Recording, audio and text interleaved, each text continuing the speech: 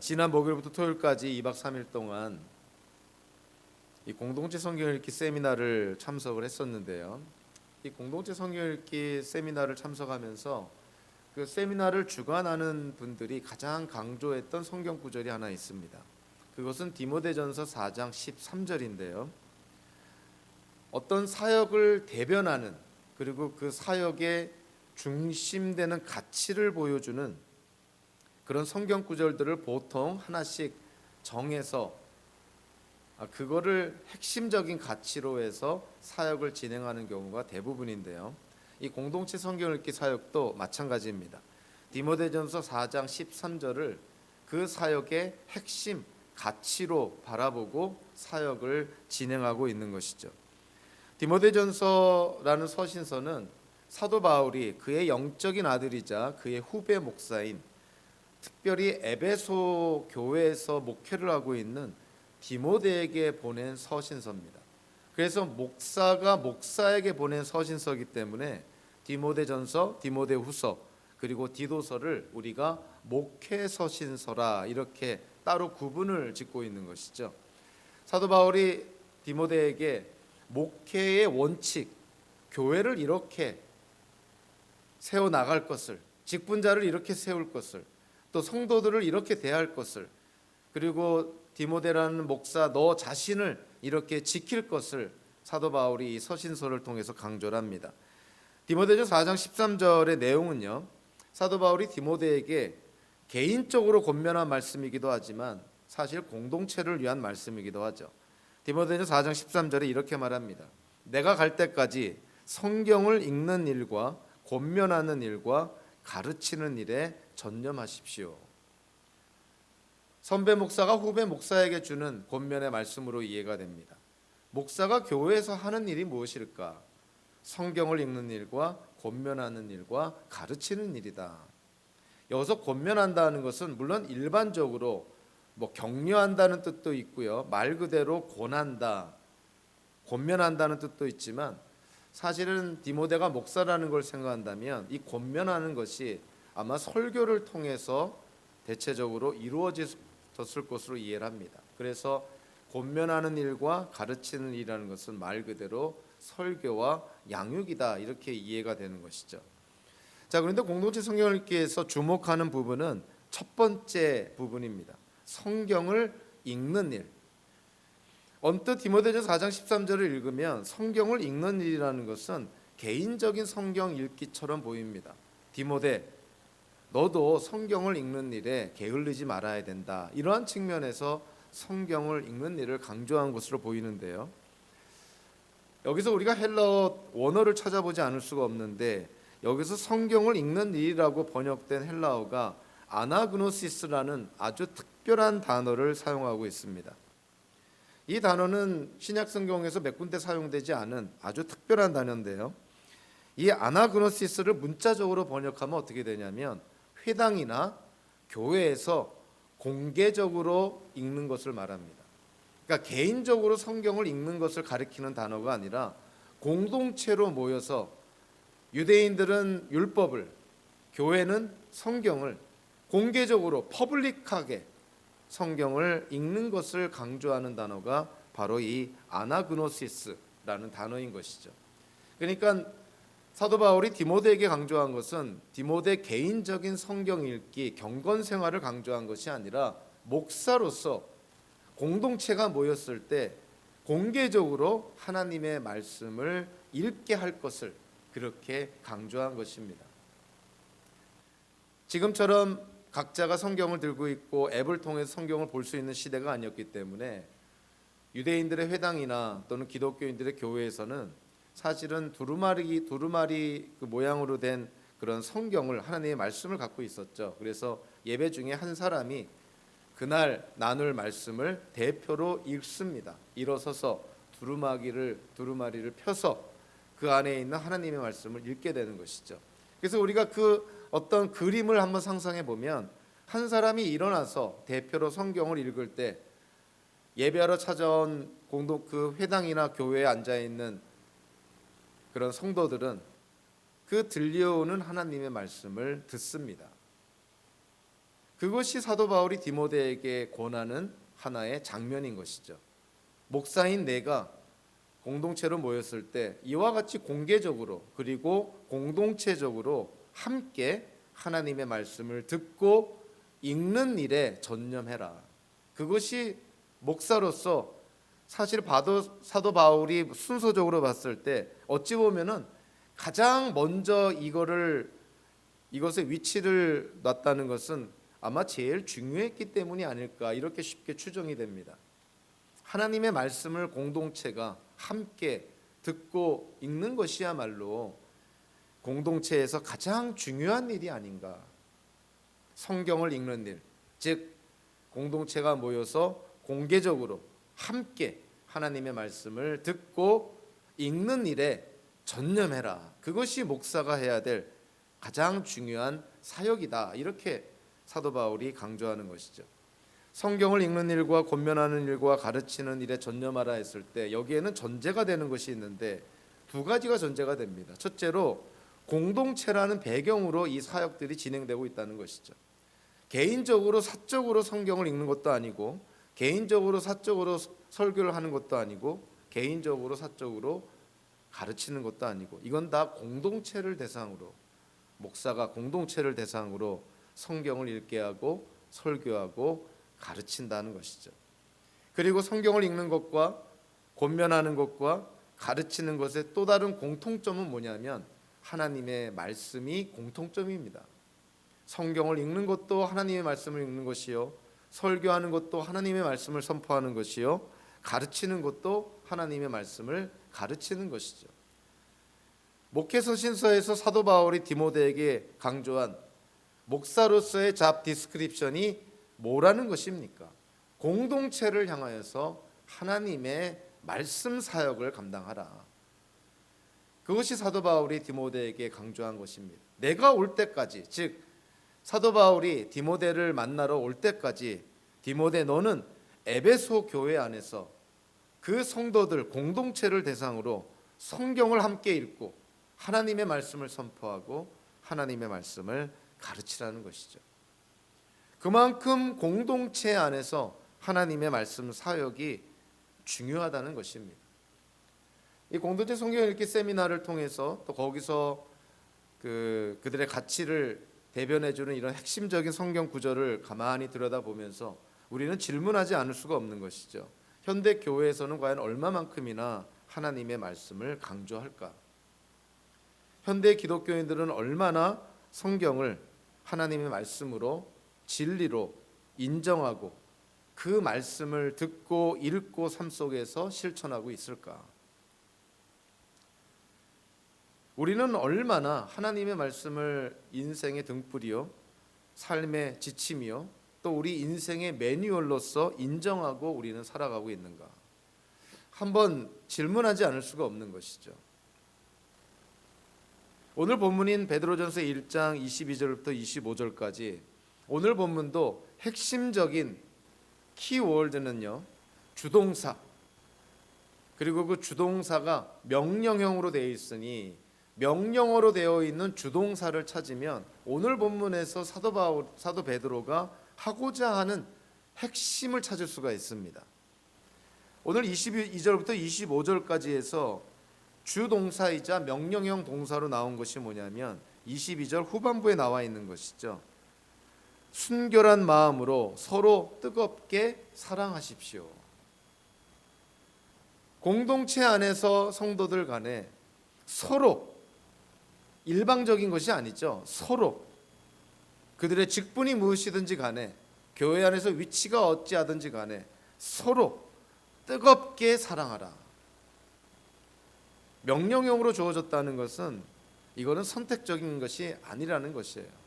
기독교인으로서 하나님께로부터 택함받은 성도가 되었다면 성도들 서로를 향해서 뜨겁게 사랑하는 것이 마땅하다는 것입니다. 한 아버지를 두었으니 형제 자매로서 서로를 향해서 뜨겁게 사랑하는 것 당연한 것이 아니냐 하는 것이죠. 그래서 오늘 본문 이 주 동사에 비추어서 이 사랑하라라는 이 명령의 내용, 오늘 본문에서는 어떻게 사랑하라는 것일까에 한번 초점을 맞춰 보기로 원합니다. 1차적으로 우리는 사랑을 어떻게 할 것인가. 먼저 22절 전반부에 보면요, 이런 말씀이 있습니다. 여러분은 진리에 순종함으로 영혼을 정결하게 하여서 꾸밈 없이 서로 사랑하기에 이르렀으니. 자, 후반부를 보면 꾸밈 없이 서로 사랑하기에 이르렀으니 이렇게 좀 풀어서 번역을 했지만 사실은 헬라어 성경에서는 단 3개의 단어로 구성이 되어 있습니다. 3개의 단어 중에 하나가 전치사예요. 그러니까 전치사를 빼면 2개의 단어로 구성되어 있는 문구를 이렇게 꾸밈 없이 서로 사랑하게 이르렀으니 이렇게 번역을 한 것이죠. 여기서 목적이나 결과를 가리키는 그런 전치사를 뺀다면은 2 단어로 되어 있습니다. 하나는 우리가 아마 익히 잘 알고 있는 필라델피아라는 단어입니다. 형제 자매 사랑, 필라델피아. 그 필라델피아라는 단어를 수식하는 형용사가 하나 있는데 그 형용사를 꾸밈 없이라고 번역을 한 것이죠. 그러니까 우리가 진리를 듣고 믿음으로 순종함으로 말미암아 우리가 거룩하게 된 존재가 되었는데 그 결과 우리는 형제 자매를 꾸밈 없이 사랑하는 그러한 자가 되었다는 거예요. 형제 자매를 꾸밈 없이 사랑하기 위해서라는 측면보다는 우리가 거듭남의 결과로 인해서 우리는 이제 공동체를 구성하는 성도들을 꾸밈 없이 형제 자매처럼 사랑하게 되었노라, 이런 것입니다. 여기서 꾸밈 없이라고 번역된 이 형용사는 문자적으로는요, 위선이 없는, 가식이 없는 그런 뜻이에요. 그러니까 교회 안에서, 공동체 안에서 성도들 간에 서로 사랑할 때 가식 없는, 위선이 없는, 가면을 쓰지 않은 진실한 형제자매 사랑을 하게 되었노라는 것이죠. 그래서 1차적으로 우리 성도 간의 기독교인들의 사랑은 1차적으로 위선이 없어야 되고 가식이 없어야 되는 진실한 사랑이어야 된다는 것이죠. 거듭남의 결과로 그러한 자들이 되었다는 것을 베드로가 먼저 언급을 합니다. 자, 그런데 베드로가 우리가 거듭남으로 말미암아 이제는 위선 없는 형제자매의 사랑을 하는 자들, 그런 거룩한 자들이 되었다, 이걸로 그치는 것이 아니라 22절 후반부에서 한 단계 더 나아가는 것이죠. 어떻게 나아갑니까? 꾸밈 없이 형제자매를 사랑하는 자들이 되었지만 거기로 멈추지 말고 22절 후반부에서 순결한 마음으로 서로 뜨겁게 사랑하십시오. 필라델피아라는 형제자매의 사랑에서 22절에서 사랑하라라는 단어는 아가페에서 나온 단어예요. 그러니까 하나님의 사랑, 신적 사랑을 강조합니다. 그러니까 하나님께서 우리를 사랑한 것처럼 그렇게 주변의 형제자매들을 사랑하라는 것이죠. 필라델피아 형제자매 사랑에서 아가페, 신적인 사랑으로 베드로가 그렇게 한 단계 승화해서 표현합니다. 성도 간의 사랑은 그냥 단순한 형제자매, 브라더 앤 시스터의 사랑이 아니라 정말 하나님이 우리를 사랑한 것과 같은 아가페적인 사랑이구나, 그런 사랑을 해야 된다, 이렇게 강조를 합니다. 더 나아가서 서로 간에 어떻게 사랑하라고 되어 있냐면 뜨겁게 사랑하라, 이렇게 되어 있습니다. 이게 뜨겁게 사랑한다는 것은 이걸 문자적으로 이해해서는 안 되는 것이고요. 이 단어를 우리가 성경적으로 잘 이해할 필요가 있는데, 이 뜨겁게라고 번역된 이 부사가 신약 성경에서 딱 3군데 사용이 되는데요, 오늘 본문과 아울러서 2군데 더 사용이 됩니다. 하나는 사도행전에서, 하나는 누가복음서에서 사용이 되는데, 사도행전 12장 5절에서는 어떠한 컨텍스트에서 사용이 되냐면 베드로가 감옥에 갇힙니다. 그 베드로의 석방을 위해서 교회가 베드로의 석방을 위해서 기도할 때 그 모습을 가리킬 때 이 단어를 사용합니다. 그래서 사도행전 12장 5절에 이렇게 되어 있죠. 이렇게 되어서 베드로가 감옥에 갇히고 교회는 그를 위하여 하나님께 간절히 기도하였다. 오늘 본문에서 뜨겁게라고 번역된 단어와 간절히라고 번역된 단어가 같은 단어인 거예요. 사도 베드로의 석방을 위해서 공동체가 간절히 기도했다. 그 간절하다, 그것이 바로 이 뜨겁게라는 단어의 의미입니다. 한 군데 더 누가복음서 22장 44절에 보면 겟세마네 동산에서 예수님께서 기도하시는 장면이 묘사되어 있는데 22장 44절에서 이렇게 묘사합니다. 예수께서 고뇌에 차서 더욱 간절히 기도하시니 땀이 핏방울이 되어서 땅에 떨어졌다. 예수님께서 기도를 간절히 하셨기에 예수님의 땀이 핏방울이 될 정도로 그렇게 간절히 기도한 장면, 그거를 묘사할 때 바로 이 단어가 사용되는 것이죠. 예수님이 간절히 기도하셨다. 베드로의 석방을 위해서 교회가 간절히 기도했다. 그런 간절한 심정을 담은 그 뜻이 오늘 본문에서 뜨겁게라고 번역이 된 거예요. 그러니까 성도들 서로 사랑을 할 때 이런 어떤 간절한 마음, 이런 뜨거운 마음을 갖고 성도들을 서로 사랑하라는 것이죠. 사도 베드로의 명령은 참 은혜가 되고 도전이 되면서도 어쩔 수 없이 우리 모두에게 부담이 되는 그런 말씀임에는 분명합니다.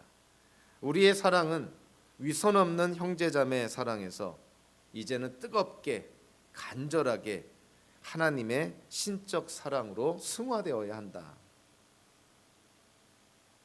예수님의 죽음과 부활의 복음을 우리가 믿음으로 이제는 그 같은 믿음을 가진 형제자매를 진실하게 사랑하게 되었으니 이제 그 사랑의 차원을 높여서 이제 한 단계 업그레이드해서 하나님께서 우리를 사랑하신 것처럼 뜨겁게 간절히 서로를 사랑할 것을 사도 베드로가 촉구를 하고 있는 것이죠. 그래서 이 말씀을 통해서 우리는 두 가지를 우리가 한번 좀 생각해 볼 필요가 있습니다. 우리가 예수 그리스도의 복음을, 하나님 나라의 복음을, 예수님의 죽음과 부활을 중심으로 하는 그 복음을 우리가 듣고 믿음으로 구원받은 자로서 우리 자신에게 먼저 물어봐야 되죠.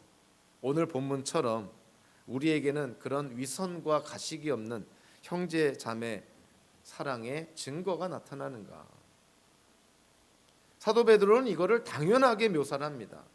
진리의 순종함으로 말미암아 우리의 영혼이 거룩하게 되어서 우리가 어떠한 존재가 되었다고요? 꾸밈없이 서로 사랑하는 존재가 되었노라.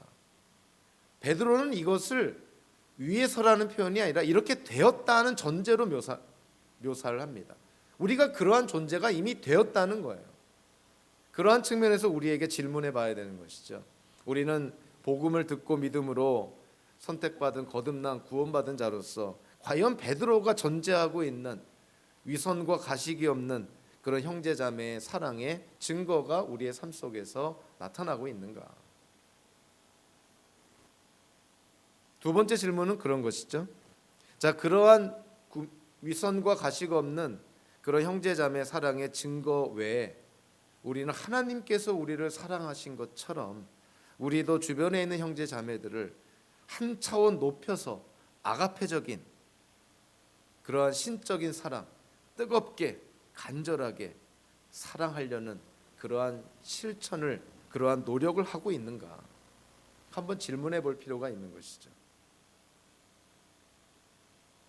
예나 지금이나 우리 기독교인들이 수고하고 노력해야 될 부분은 하나님의 사랑, 이웃 사랑을 범위를 좀 넓혀야 된다는 것이죠. 부부 간에, 부모 자녀 간에, 어떤 한 가정 안에 국한되는 것이 아니라 이제는 부부와 부모 자녀와 한 가정을 벗어나서 이제는 주변에 있는 사람들에게까지, 더 나아가 이웃에까지, 더 나아가 믿지 않는 자들에까지 사회 안에서 이런 사랑의 실천을 해야 되는 것이, 그것이 기독교인들의 삶의 모습이라는 것이죠. 가정 안에서는 신실하고 참으로 더할 나위 없이 좋은 아버지요 남편인데 세상에 나아가서는 더할 나위 없이 나쁜 사람이고 온갖 불법을 저지르고 사람들한테 하나님의 영광을 가리우는 악을 행하는 그러한 삶을 산다면 과연 그것이 하나님 보시기에 옳은 성도의 삶일까? 그래서 우리가 좀 노력을 해야 됩니다. 어떤 거룩함이라는 거, 그리고 하나님의 사랑을 이웃에게 실천해야 된다고 했을 때 당연히 가까운 사람들한테 먼저 실천을 해야 되죠. 배우자, 자녀들, 가족들, 그리고 교회 안에서의 성도들, 당연한 것입니다. 근데 여기서 그치면 안 되고 이것이 벗어나야 되는 것이죠. 좀 더 넘어가야 되는 것이죠. 이 바운더리를 넘어가야 된다는 거예요. 그래서 가정 안에서 우리가 참 좋은 남편이고 훌륭한 아버지라면 사회에 나아가서도, 세상에 나아가서도 주변 사람들로부터 훌륭한 신앙인으로 인정받도록 그렇게 우리가 노력해야 된다는 것입니다. 사도 베드로는 초대교회 기독교인들에게 여러분들이 예수를 믿음으로 거듭난 자가 되어서 이제는 여러분들 서로 간에 진실하게 꾸밈 없이 위선과 가식 없이 필라델피아 형제자매 사랑하는 그러한 자들이 되었습니다. 그러나 그걸로 충분하지 않습니다. 하나님께서 우리를 사랑하신 그 아가페적인 사랑을 이제 여러분들 서로 뜨겁게 간절하게 그 사랑을 실천하십시오. 이렇게 지금 베드로가 촉구하고 있는 것이죠. 사도 베드로가 그런 아가페적인 신적 사랑을 촉구하는 데에는 오늘 본문에서 두 가지 근거를 제시합니다. 첫 번째 근거는 지금 사도 베드로가 이 베드로전서를 쓸 때 이 베드로전서라는 서신서를 읽고 있는 사람들이 누구냐면 어떠한 것을 전제로 하고 있냐면 그들이 다 거듭난 기독교인이라는 전제를 하고 있어요. 믿지 않는 자들에게 베드로가 이런 말을 할 리도 없고 해봤자 소용도 없는 것 아니겠습니까? 믿는 자들에게, 거듭난 자들에게, 하나님을 두려워하는 자들에게 베드로가 지금 이 말씀을 하고 있는 거예요. 그래서 하나님의 사랑처럼 우리가 서로를 사랑해야 된다는 이 명령을 할 때 그 근거가 뭐냐면 여러분들은 하나님의 은혜와 사랑으로 거듭난 자들이기 때문이라는 거예요. 하나님의 자녀가 되었으니 하나님의 사랑을 실천하는 것 당연한 것 아닙니까? 자녀가 존경하는 부모를 닮고자 노력하는 것 당연한 것 아닙니까? 하나님의 자녀가 되었는데 하나님께서 우리에게 베풀어 주신 사랑을 담고자 노력도 안 하고 실천도 안 한다고 한다면 어찌 하나님의 자녀라고 얘기할 수 있겠냐 하는 것이에요. 그래서 오늘 본문에서 뜨겁게 사랑하십시오, 뜨겁게 서로 간절히 서로 사랑하십시오라는 명령어 앞뒤로 두 개의 분사구문을 통해서 이 베드로전서의 독자들이 거듭난 기독교인임을 베드로가 특별히 강조를 합니다. 그러니까 그냥 우리가 단순한 윤리적이고 도덕적인 명령 몇 개를 지킨다고 신앙인의 삶을 사는 것이 아니라 이 사랑의 명령을 지킨다고 했을 때 반드시 전제가 되는 것은 자기 자신에 대한 신분과 정체성을 확인해야 되는 것이죠. 과연 나라는 존재가 무엇인데 하나님께서 나를 사랑한 것처럼 이웃을 사랑할 수 있다는 말인가? 그거를 사도 베드로가 강조를 합니다. 먼저요, 거듭남의 첫 번째로 묘사된 것이 뭐냐면 22절 전반부에 나와 있죠. 여러분은 진리에 순종함으로, 여기서 말하는 진리는 문맥적으로요 앞에 21절에 나온 예수 그리스도의 죽음과 부활의 복음입니다. 그러니까 예수님의 죽음과 부활을 중심으로 하고 있는 그 복음을 듣고 믿고 순종함으로 어떻게 됐다는 것이죠? 영혼이 정결하게 되었다, 거룩하게 되었다, 이렇게 표현합니다.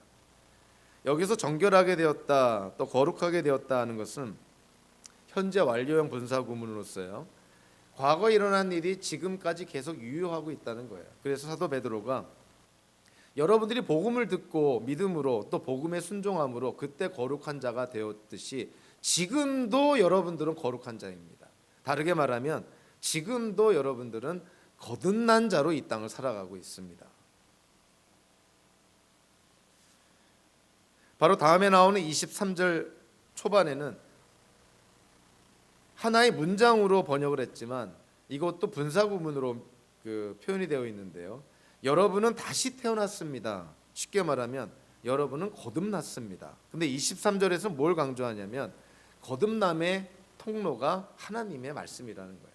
하나님의 말씀으로 여러분들이 다시 태어났습니다. 여기서도 다시 태어났다라고 번역된 이 단어가 현재 완료형 시제인 것이죠. 과거에 다시 태어났고 지금도 거듭난 자로서 이 땅을 살아가고 있습니다. 자, 그렇기 때문에 거듭난 자로 이 땅을 살아가고 있기 때문에, 그리고 예수님께서 다시 오실 때까지 거듭난 자로 살아갈 것이기 때문에 하나님께서 우리를 사랑한 것처럼 우리도 서로 그렇게 사랑해야 된다는 것이죠. 이 다시 태어나다라고 번역된 이 단어가 베드로전서 1장 3절에서 이미 사용이 되었죠. 베드로전서 1장 3절에서 이렇게 되어 있습니다. 하나님께서는 그 크신 자비로 우리를 새로 태어나게 하셨습니다. 하나님의 자비로 우리를 거듭나게 하셨다. 2절과 3절을 문맥적으로 보면 여기서의 거듭남의 역사는 성령의 역사로 이해가 됩니다. 성령의 역사로 말미암아 우리가 거듭나게 되었다는 것이죠. 근데 23절에서는 거듭남의 역사를 누구에게 돌립니까? 하나님의 말씀으로 돌리는 것이죠. 그러니까 거듭남이라는 것은 성령의 역사이기도 하면서 말씀의 역사이기도 하다. 그래서 성령과 말씀은 개념적으로는 구분이 되지만 결코 분리되지 않습니다. 같이 가는 것이죠. 말씀이 선포가 될 때 우리가 좀 신학적으로 구분해서 가스펠 콜링이라고 그러죠. 복음이 그냥 선포가 되고 씨앗이 뿌려지듯이 복음이 들려질 때 그 들려지는 복음에 성령이 역사하면 듣는 이들로 하여금 심령이 변화가 되고 믿음의 반응을 일으킵니다. 그것을 우리는 가스펠 콜링이라는 말과 대조적으로 effectual calling, 유효한 부르심이라고 그렇게 우리가 표현하지 않나요? 그러니까 복음이 선포가 될 때 그 선포된 말씀에 성령께서 역사하면 듣는 이들의 심령이 그 말씀에 반응한다는 거예요. 그래서 성령과 말씀은 분리되지 않습니다. 말씀이 있는 곳에, 그리고 하나님의 뜻이 있는 곳에 성령의 역사가 있는 것이죠. 그래서 하나님의 말씀이 없는 성령 운동이라는 것은 이거는 그 자체가 말이 안 되는 거고요. 그리고 하나님의 말씀이 없는 성령 운동은 열광주의에 빠지거나 광신적으로 빠지게 돼서 반드시 타락하게 됩니다. 말씀이 없는 성령 운동, 위험해도 너무 위험한 것이죠. 그렇지만 거꾸로 성령의 역사가 없는 말씀 운동은요, 어떤 학자의 표현에 의하면 마치 마른 막대기로 성도들의 머리를 때리며 교훈하는 것과 같아, 이렇게 표현했는데 참 적절한 표현이라고 생각을 합니다. 성령의 역사가 없이 말씀만을 갖고 어쩐다 하는 것은 이거는 율법주의적으로 빠지기가 쉽고 심령이 메말라지기가 쉽고 상대방의 덕을 세우고 서로 간의 유익을 구하는 것이 아니라 말씀으로 상대방을 정죄하고 말씀으로 말미암아 스스로가 교만해지는 아주 엉뚱한 결과를 초래하게 되는 것이죠. 자, 그래서 성령과 성경은 절대 분리되지 않습니다. 물론 미전도 종족이나 또 세계 정말 저 구석구석 문자도 없고 종이도 없고 책도 없고 어떤 매체가 없는 그러한 미전도 종족에게 복음을 전하고 예수님을 전할 때 선포되는 말씀이 없이 하나님의 기적, 하나님의 능력으로 복음이 전해지는 경우도 물론 있습니다. 성령의 역사죠. 그렇지만 보편타당한 상황에서 성경이 보급된 그러한 사회에서는요, 성경과 성령은 항상 함께 한다는 것이죠. 성경이 성령의 감동, 인간 저자를 성령께서 감동하셔서 기록된 것이 성경이잖아요. 그리고 성경이 이해가 되고 깨달아지는 것도 인간의 노력이 아니라 성령께서 우리의 마음에 빛을 비춰줄 때, 그걸 우리가 조명이라는 단어를 쓰잖아요. 성령의 조명하시는 역사가 있을 때 우리는 하나님의 말씀을 깨닫게 됩니다. 그러니까 성경이 성령의 감동으로 쓰여진 하나님의 말씀일 뿐만이 아니라 성경은 성령의 조명하시는 역사로만 깨달아지는 것이죠. 성령의 역사가 없이 하나님의 말씀을 아무리 읽은들 그거는 그냥 지식적으로만 읽는 것이고 도덕적이고 윤리적인 계명 정도로만 읽는 것이지 읽는 사람을 변화시키지 않습니다. 성령의 역사가 있을 때, 그때 하나님의 말씀을 우리가 깨달아질 때 우리의 심령이 바뀌고 우리의 인생이 바뀌어지는 것이죠. 그래서 성령과 말씀은 항상 함께 합니다.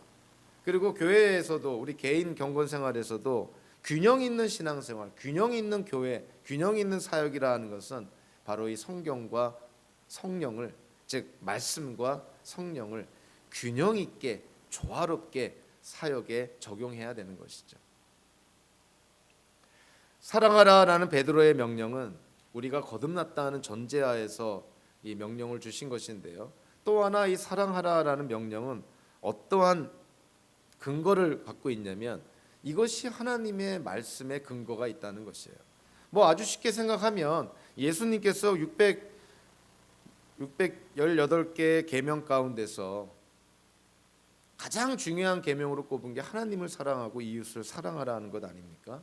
사랑의 이중 계명을 지키는 것이 가장 중요하다. 이것이 모든 계명의 엑기스라는 것이죠. 이것을 벗어나서는 다른 계명들이 의미가 없다는 것이에요. 그래서 사랑하라라는 이 명령은 정말 우리 기독교인들에게 있어서는 가장 중요한 하나님의 말씀이라는 것이죠. 하나님의 말씀에 근거해서 우리가 지키고 행해야 될 하나님의 가장 으뜸되는 명령은 사랑하라라는 명령이라는 거예요. 하나님을 사랑해야 되는 것이고 이웃을 사랑해야 된다는 것이죠. 그 명령의 근거로서 말씀에 대해서 오늘 본문에서 크게 세 가지를 언급하는데요. 세 가지 특징이라고 저는 생각을 합니다. 자, 22절에서 그 하나님의 말씀을, 그 복음을 뭐라고 묘사하고 있습니까? 진리라고 묘사하고 있어요. 여러분은 진리에 순종함으로, 예수님의 죽음과 부활의 복음에 순종함으로 복음을 진리라고 묘사한 것이죠. 그 진리가 곧 하나님의 말씀인 것이죠. 그리고 두 번째로 23절에서 그 하나님의 말씀을 어떻게 묘사합니까? 살아있는 말씀이다. 살아계시다. 현재형으로서 지금도 하나님의 말씀은 살아있다라는 거예요. 이전에 과거에 쓰여졌으니까 죽은 글자가 아니라는 것이죠. 지금도 우리가 보는 성경은 살아있다는 거예요. 생명력이 있다는 것이죠. 우리는 살아있다라는 이 표현을 통해서 두 가지 하나님의 사역을 우리는 생각하게 됩니다. 첫째로 하나님이 말씀하심으로 세상이 창조되었습니다. 하나님께서 말씀하실 때 창조 사역이 일어났던 것이죠. 말씀에 생명력이 있기 때문에 그래요. 그뿐만인가요? 하나님이 말씀하실 때 그 말씀을 듣는 죄인들에게 구원이 일어납니다. 그러니까 하나님의 말씀에는 생명력이 있어서 듣는 이들로 하여금 구원을 일으키는 그러한 생명력이 있는 말씀이라는 거예요. 창조 사역뿐만이 아니라 구원 사역에서도 하나님의 말씀에는 생명력이 있다는 것을 우리에게 알려주고 있다는 것이죠. 세 번째로 하나님의 말씀의 세 번째 특징은 뭐냐면요.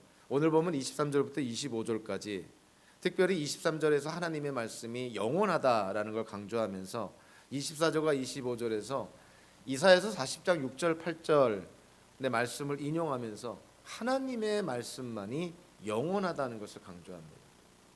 다른 것들은 다 일시적이고 유한하다는 거예요. 그러나 하나님의 말씀만 영원하다. 우리도 다 유한하지 않습니까? 우리가 지금 살면서 경험하는 것, 관계 맺는 대상, 우리가 누리고 있는 것, 모든 것이 다 일시적입니다. 다 유한한 것이죠. 그러나 하나님의 말씀만 영원하다. 그리고 이 영원하다라고 번역된 이 단어가 또한 현재형이에요. 지금도 영원할 뿐만이 아니라 앞으로도 영원할 것이다. 그러니까 하나님의 말씀만 영원하다. 이사야서 40장 6절 8절의 역사적인 배경이 뭐냐면은 이때 그 이스라엘 민족이 아시리아와 바벨론으로부터 박해를 받고 또 유배를 당하고 이런 상황입니다. 그때 이사야 예언자를 통해서 하나님이 이스라엘 백성들에게 약속한 것이 있죠. 너희를 핍박하는 아시리아, 너희를 핍박하는 바벨론, 그들은 다 풀과 꽃과 같이 다 일시적인 것이다. 그들은 다 없어질 것이다. 그러나 너희를 향한, 이스라엘 민족을 향한 하나님의 약속의 말씀만은 영원할 것이다. 그것이 이사야 예언자가 이사야서 40장에서 강조한 것이에요. 사도 베드로가 그 이사야서 40장을 인용을 하면서 지금 초대교회 기독교인들에게 같은 맥락으로 강조합니다. 지금 초대교회 기독교인들이 로마라는 눈에 보이는 그 어마무시한 그 세상의 왕국을 바라보면서 두려워하고 또 무서워하고 있는 그때 사도 베드로가 이사야서의 말씀을 인용하면서 강조하는 것이죠. 여러분들이 목격하고 여러분들이 직면하고 있는 로마라는 제국, 이것도 다 일시적이고 유한하다는 거야. 아시리아나 바벨론이 세계 역사의 뒤안길로 사라져 버린 것처럼 로마 또한 사라져 버릴 것이다. 그러나 이사야서에서 이스라엘 민족에 강조한 것처럼, 베드로전서에서 초대교회 기독교인들에게 강조한 것처럼 공통적으로 하나님의 약속의 말씀만은 영원할 것이다. 그래서 초대교회 기독교인들에게 격려합니다. 구약의 이스라엘의 역사를 연상시키면서 이사야 예언자를 통해서 하나님이 주신 약속의 말씀을 연상시키면서, 그리고 하나님이 어떠한 분이신지를 연상을 시키면서 초대교회 기독교인들을 격려하는 것이죠. 눈앞에 보이는 것들 다 풀과 같고 꽃과 같다. 하루가 지나면 다 시들어 버릴 것이고 다 없어질 것이다. 그러나 너희를 향한 하나님의 약속의 말씀만큼은 영원할 것이다. 과거에도 그랬던 것처럼, 지금도 그랬던 것처럼 앞으로도 그럴 것이다. 현재형으로 쓰면서 지속적이고 계속적인 의미를 강조합니다. 하나님의 말씀은 예나 지금이나 앞으로나 영원한 의미가 있다는 것이에요. 자, 그러니까 초대교회 기독교인들에게 베드로가 강조하는 것이 뭡니까? 그러니 뭘 붙잡아야 된다는 거예요. 세상을 붙잡는 것처럼 어리석은 것이 어디 있겠느냐. 하나님의 말씀을 붙잡으라는 거예요. 세상을 이기려고 세상의 방법을 쓰지 말고 이미 세상을 이긴 하나님의 말씀을 붙들어라, 이렇게 강조를 합니다. 우리도 살면서 이 세상을 어찌 좀 잘 살아보려고, 어떤 때는 우리에게 닥친 위기를 극복하려고 세상의 방법을 쫓으려는, 하나님은 온데간데 없고 세상의 길을, 세상의 방법을 쫓으려는 그러한 유혹을 받을 때가 있습니다. 자, 그럴 때 우리가 정말 입술을 깨물고 하나님의 말씀을 붙들어야 돼요. 그리고 물론 일반적인 은총 가운데 하나님이 주변에 있는 상황을 통해서 또는 주변 사람들을 통해서 또 세상의 어떤 특정한 방법을 통해서 우리가 헤쳐나갈 수 있는 길을 하나님이 제시할 때도 있습니다. 그러나 그것은 하나님의 말씀에 비추어서 어긋남이 없어야 되는 것이죠. 하나님의 뜻이라고 택한 것이 성경에 비추어 봤을 때 하나님의 말씀과 모순된다면 그거는 절대 하나님의 뜻일 수가 없는 것이죠. 하나님의 뜻이 어떻게 우리에게 기록된 하나님의 말씀으로 주어진 성경과 모순될 수가 있겠어요? 그거는 불가능한 것이죠. 자기 합리화에 빠지면 안 되는 것이고요. 아무리 내가 보기에 옳은 방법이고 최선의 방법이라 하더라도 그것이 성경에서 하나님의 뜻과 어긋나는 것이라면 단호하게 거절해야 됩니다. 왜냐하면 하나님의 뜻이 아닌 걸 택하면 당장은 좋을지 모르지만 결과론적으로는 우리 자신이 망하게 되는 것이기 때문에 그런 것이죠. 그래서 우리 기독교인들이 이 세상을 살아갈 때는 하나님의 말씀을 붙들어야 된다. 하나님의 뜻이 계시된, 하나님이 문자로 기록되어 남겨주신 믿는 자들에게 특별 계시와 같은 하나님의 말씀, 성경을 붙들어야 된다는 것이죠. 그래서 우리가 이 땅을 살 때 하나님의 말씀을 미리미리 많이 알아서 유사시에 이미 익힌, 이미 우리가 훈련된, 이미 우리가 습득한 하나님의 말씀을 그때그때 잘 적용해서 그 어려움을 극복해야 된다는 것이죠. 특별히 오늘 본문에서 정말 눈여겨봐야 될 부분이 하나 있는데 23절에서 교회가, 성도들이 어떻게 거듭났다고 되어 있냐면 썩지 않을 씨로 되었다, 이렇게 말합니다. 물론 여기서 썩지 않을 씨라는 것은 영원한 하나님의 말씀을 가리키는 것이죠. 근데 여기서 씨라고 번역된 헬라어가 뭐냐면 스포라라는 단어예요. 여기서만 사용된 아주 특별한 단어를 사용합니다. 왜 베드로가 스페르마라는 거의 같은 의미의 헬라어를 사용하지 않고 왜 여기서 스포라라는 아주 특별한 단어를 사용했을까? 거기에는 분명히 문맥적으로 이유가 있다고 생각을 합니다. 1장 1절에서 사도 베드로가 교회를 정의할 때 어떻게 정의했냐면 교회는 택함 받은 자들이며 흩어진 자들이라고 묘사를 하죠. 그 흩어진 자들이라는 그렇게 번역된 헬라어가 뭐냐면 디아스포라예요. 디아스포라. 마치 씨앗을 땅에다가 흩어서 뿌린 것과 같은 그러한 이미지를 연상하는 것이죠. 교회는 무엇인가? 성도는 누구인가? 그 스포라, 썩지 않고 영원한 하나님의 말씀이 씨앗처럼 우리에게 심긴 자들이 성도요 교회라는 거예요. 그러면 사도 베드로가 그러면 교회가 이 세상에서 어떠한 역할을 합니까? 썩어져가는, 없어져가는, 부패되어져가고 타락하는 이 세상에 하나님의 생명의 영원한 말씀, 그 씨앗을 가진 그 교회가 흩어져 있는 것이 바로 교회의 모습이다. 그게 디아스포라라는 거예요. 씨앗이 흩어져 있는 것. 그래서 교회는 세상에 흩어져야 됩니다. 교회가 하나로 뭉쳐서 크게 되고 거대한 산을 이루는 거 결코 성경적이지 않습니다. 씨앗은 흩어서 뿌리도록 돼 있어요. 그래서 교회는 세상에 흩어져야 됩니다. 씨앗이 뿌려져야 됩니다. 그것이 디아스포라예요. 그래서 오늘 본문에서 성도는, 교회는 어떠한 존재라는 것이죠? 스포라, 그 씨앗을 가진 자들이 교회고 성도라는 것이죠.